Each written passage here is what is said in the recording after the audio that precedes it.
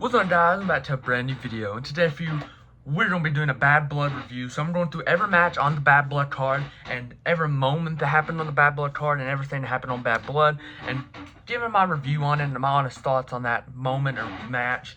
And at the end of the show, or at the end of this review, I'm going to say if the pay-per-view is 1 through 10, give me my review on it, and I'll let you know what I think about this pay-per-view. So let's start in the first match. Let's go.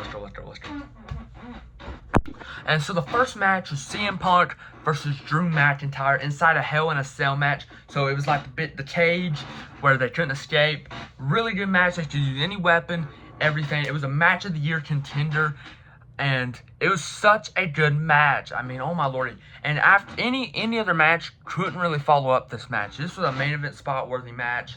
Match of the year contender, like I just said. Such a good match. I'm not even gonna lie. This was such a good match. I love this match. It was a bloody match. I mean, they put their careers, lives on the line for the sport they love. I love this match. They use wrenches, whatever you call it, toolboxes. I mean, they used everything, man. I mean, Punk, Drew had Punk on his shoulders, threw him in the cage. That busted Punk open. Punk was bloodied up, man. And then Drew was was trying to get Punk's head or grab Punk. Punk dropped the toolbox, hit him in the head with the toolbox. Then got in the ring, hit him with the toolbox a few more times. That got Drew, man. And Drew had to get 16 staples or stitches or something like that, man. That really got Drew, man. Drew was actually seriously. I don't think we see Drew return until Royal Rumble. Punk, we'll probably see him maybe tonight on Raw or something like that. Maybe not on Raw, but we'll see Punk in the next few weeks, maybe. But we'll definitely see Punk soon. Drew, probably not to Rumble or close to Mania season, and I think we'll see him fight Wade Barrett. But yeah, so it was a great match. I give this match probably a 10 out of 10. Great match. And so, yeah, they also, what was it? Drew had they went through that table spot. I love that spot. It was a great spot. And then Drew brought out the beads from the bracelet. It had multiple bracelets and had beads from them, since the whole story was revolved around the bracelet. And then Punk put the beads in Drew's mouth and done a GTS and won it off that, since Drew put them in his mouth after Bash in Berlin. So that was cool. And so Punk got the win, and he just collapsed after the win. That was awesome. Drew couldn't barely stand. It was a heck of a win. The bloody match, but it was an awesome match. So I give it 10 out of 10. It was probably match of the year contender. But yeah, let me know your thoughts on this match. Let's go to the match. Let's go. So the next match was Bayley versus Nia Jax for the Women's Championship. I think it's what's called, or something like the Women's Undisputed Championship, whatever it's called. But yeah, so Nia Jax defending that championship is Bayley, and whatever was going to be following up against Punk and Drew, it was just going to be awful, because that match was so good. It's going to be hard to follow up that match. But still, this match wasn't too bad. I think this was probably going to be what follows up, because this is probably going to be the worst match on the card. Maybe because I was just still on that match. I just wasn't really too focused on this match. But I think Tiffany Stratton needed to cash in. She did not cash in here. I think she should have cashed in. That would have made more people focused on this match. But she did not. It was a fake cash in. But overall, the match was solid. It wasn't too bad. I think their SummerSlam match was better. But yeah, let me get into it. So Bayley went for a powerbomb, and Nia Jax done a Hurricane Rana. It kind of got botched, I feel like, but I mean, it's all right. It was a solid spot. I wasn't really a big fan of that spot. Then Tiffany Stratton came down. This is when the match started getting really good, and she fits in to cash in after the referee got knocked down. Jessica Carr, after the referee Jessica Carr got knocked down. And so, yeah, the referee was down. Tiffany Stratton didn't bring the referee down, or she would have had the match won. So she didn't bring the referee down. I don't know why. So she waiting the referee to get up. She was fixing to cash in and waiting on the referee to get up, like I just said. Nia Jax just set up like she was the Undertaker or something. She just set up like she was the dead man. Nia Jax thought she was the Undertaker, bro. That was actually a funny spot to me, just thinking she was Undertaker. And then, yeah, Bayley also had the match won. She done a rose plant, but the referee was not down. But, yeah. But then Nia Jax capitalized after the Tiffany Stratton distraction, and Nia Jax capitalized, with her finisher move. I forgot what she calls it, the Annihilator or something like that. Won it. Nia Jax retained. So, match was alright. I give the match probably 6 out of 10. It wasn't too bad of a match, but it's alright. So, let me know your thoughts on this match. So let me know. Let's go. Next match is Damian Priest versus Finn Balor. And they should have had a stipulation for this match. I really think they should have had a stipulation for this match. The fact they didn't kind of irritates me because this is like a brother feud. Like they were brothers. They loved each other. Now Finn turned on him, and now they just don't have a stipulation. I thought this should be a street fight, something like that. Wasn't a street fight. It was just a normal match. So overall, it was actually a really solid match. I think they did cook in the ring. And then when Judgment Day did interfere, Carlito and JD, they did come down to the ring. Overall, it was a solid match. I ain't gonna lie, it was a really, really solid match. Finn and Damian did definitely cook. They cooked in the ring. They had a pretty solid match. And people that said Finn was washed and Damian just sucks, I mean, I think they proved him wrong. And people are saying Damian is not, like, world champion material. He wasn't world champion material, and he should have never been world champion. I mean, he deserved to be world champion. He keeps proving people wrong. And I think he deserved another world champion run in the future. At least just another short run, not a long one. Another like 2-month run would be okay. But yeah, so they had a pretty good, match. And then Carlito and JD came down to the ring, and Finn hit her coup de grace off their distraction and stuff, and hit the drop kick coup de grace. I was like, oh my lordy, Finn's actually gonna win. And I genuinely didn't think Finn was winning. I genuinely did not think Finn was gonna win. Finn almost won. Damian kicked out. I was like, wow.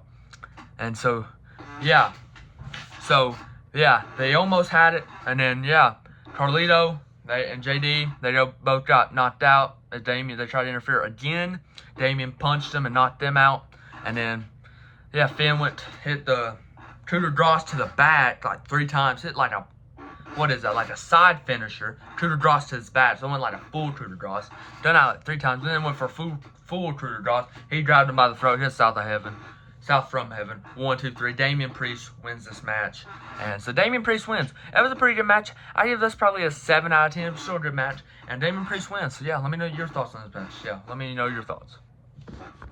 And next, Triple H made a historic announcement for Crown Jewel, and I thought it was going to be the Women's Mid-Card Championship, but instead it was a Crown Jewel annual tournament, or not really a tournament, but the World Heavyweight Championship and the Undisputed Championship every year will be doing head-to-head, kind of like Survivor Series back in like the late 10s, where it was like Brock and AJ, Brock and Danielson, back in like, 18, 19, and 17 back then. But this year, it most likely be Gunther and Cody. And the winner will get some kind of this new championship, a Crown Jewel championship. And it's just a 2024 Crown Jewel championship. And next year will be like probably the same thing, just different winners and stuff. So yeah, that's interesting. So yeah, let's go to the next match. Let's go. And the next match is Liv Morgan defending her World Heavyweight Women's Championship, or whatever she calls it, against Rhea Ripley. So, and Dominic Mysterio will be in a shark cage. So that is pretty interesting. What was that? And so, right before the match, Rhea got a mic and said the shark cage will be raised above the ring. So Dominic in the cage will be high above the ring. Or not above the ring since the cell was there. But like, it was outside the ring and it got raised like and high in the air. So it wasn't above the ring, but it was like outside, like where the crowd was. And it got raised high in the air. So my bad. But yeah, they raised it in the air. So that was still cool. Kind of like Chris Jericho and Roman versus Kevin back in 2017 Royal Rumble. I did like that, and Braun Strowman for that match. But yeah, so this match, probably my least favorite match of the night. The ending was kind of botched. I just feel like their chemistry in this match wasn't as good as any of their other matches. I didn't like this match as any good as the other matches, and I feel like I don't know, but I didn't like this match too good. But yeah. And the ending was botched. Everything was just botched to me, I feel like. The whole match kind of sucked. But Dominic, about pretty much close to the end, Dominic opened the door. So he opened the door to the cage for some reason. And he was crawling to escape. Or he wasn't really trying to escape the cage. But he was crawling, trying to cheer for Liv or something. But then he fell out of the cage. So yeah, Dominic fell out of the cage. So, but luckily he had a chain on his foot, so he was still like just surrounding like right there. And so Rhea just got a kendo stick and started beating the crap out of Dominic. So yeah, Rhea was beating the crap out of Dominic, man, with that kendo stick. And then Raquel Rodriguez made a shocking return I kind of was expecting, I ain't gonna lie. But yeah, Raquel Rodriguez made a shocking return, attacked Rhea, got her in the ring, done her finish move, that bomb, Tata bomb or whatever she calls it, put Liv on the pin, and then the bell rings, and it's disqualification. So Rhea wins, but Liv keeps the championship. So the ref acted like he didn't see it, but then he finally did see it after they put Liv on the pin, and then Rhea won. I don't know, but Liv retains the championship. Rhea wins the match. Liv keeps the championship. Liv is still your women's championship. Raquel is now probably in the New Judgment Day. I just don't know why she's done that. Yeah, I get her and Liv are friends, but she doesn't like Dom. If y'all don't remember her and Rhea's feud, Dom pretty much cost her the championship and all that when her and Rhea were feuding. Don't know why she's just forgiving Dom to join Liv. I don't know. Well, hopefully on Raw tonight they'll tell us more about this. But yeah, let's go to the next match and the main event. Let's go.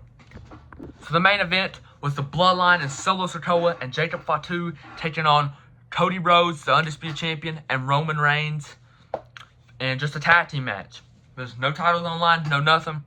Just a main event tag team match. This match was pretty good. I liked this match. It was pretty good. It was a slow start, though. The start was really slow. Cody and Roman got into it at the start. They didn't know who was going to start the match. I was like, well, you want to start or am I starting? Are you sure you want to start? Are you sure? And then finally Cody started. I think it was Cody that started, yeah.